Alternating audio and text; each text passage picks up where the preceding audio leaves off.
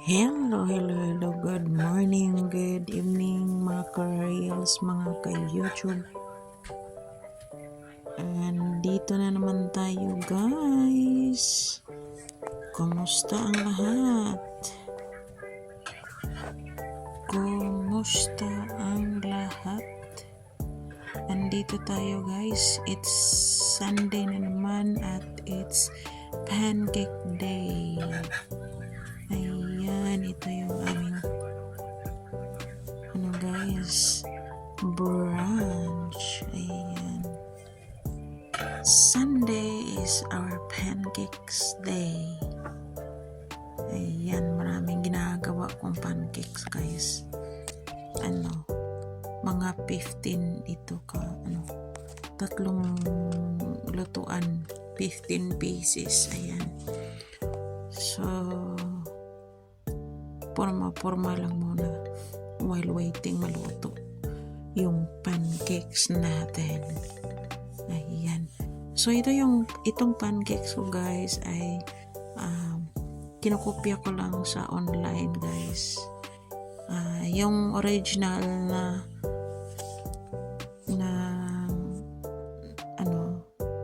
sa ingredients, yung owner nito ay si Laura Fuentes. Si Laura Fuentes guys. Ayan, sa kanaya itong recipe guys. I-search mo lang yung pancakes without milk. Ayan. So, ayan, walang gamit na milk guys. So maka-save kayo dito. So yan ang gusto ko. Save to the max. Ayan. And eat to the max. Ayan. So walang need na milk. So save tayo dito. Ayan. At saka busog na busog tayo kasi umalsa siya. Ayan. Muna tayo. Exercise konti. Charot. Maginaw sa labas guys. Walang snow pero maginaw. Tingnan nyo. Ayan.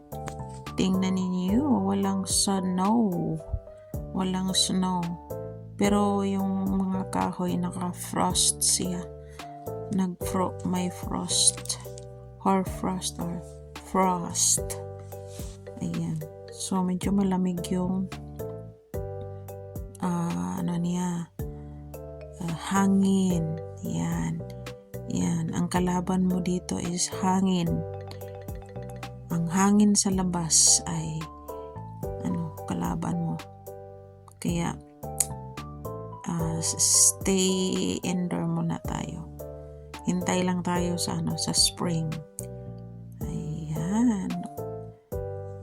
So, enjoy lang muna natin ang ating indoor life. Ayan. Ganyan lang guys. So, ano pa guys? Ano pa ang ating mga chika-chika dito? Ayan. Ayan. So, ayan. Ito na yung last na batch na lulutuin ko guys. Ayan. So anyway, like I said, tingnan nyo lang yung guys, recipe doon sa internet lang. Ayan. Makikita niyo walang iba na no need milk pancakes. At umaalsa siya guys. Yan ang paborito ng father-in-law ko. Kain siya ng 4 dito. Gustong gusto niya ang pancake. Yeah. Nung una, yung ginagamit ko, yung instant, yung pre-mixed pancake mix na nasa box, mabili sa grocery. Yan, naubos ko na. At gumawa lang ako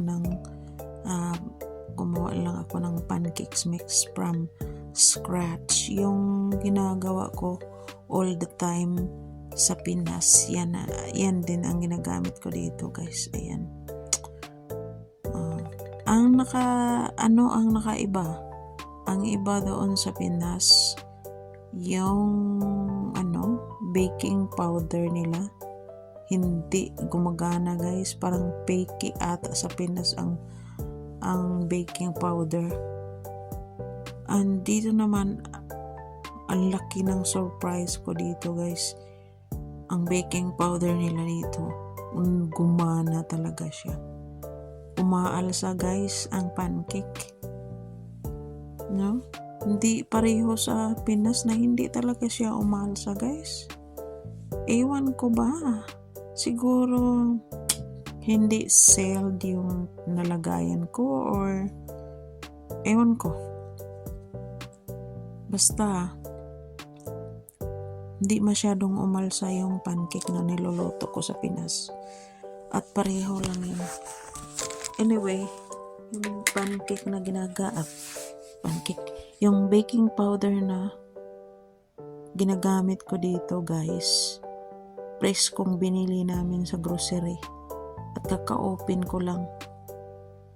Kaya siguro umaalsa ng husto yung Pero anyway, iba talaga sa Pinas. Hindi siya parang piki ata yung kasi nilagay na siya ng nilagay siya ng plastic bag.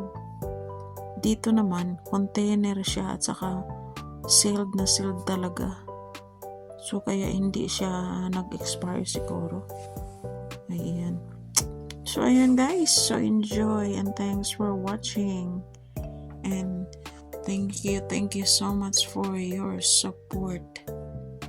Pag sumusupport ka sa aking video, 2 ads mo tinitingnan or more, ay babalikan ko kayo, guys. Yan, babalikan ko kayo. At of course, magbabayad din ako. Magbabayad din akit. Ayan. So, that's life, no? Payback lang tayo, guys. Ayan. So, thank you so much for watching and have a great day. Ayan, malapit na ako magtapos, guys. Malapit na ako matapos na magluto nitong aming pancakes. Ito yung paborito talaga ng mga in-laws ko at sa kanyang anak ko.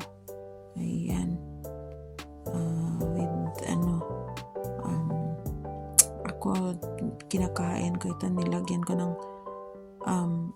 slice na saging, guys. Ayan.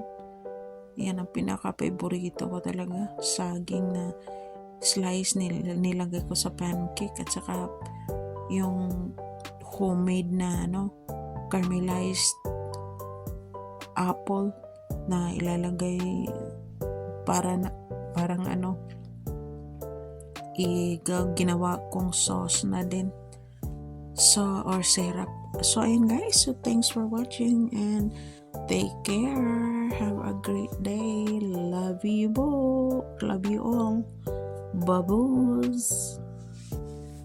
Later. Bye.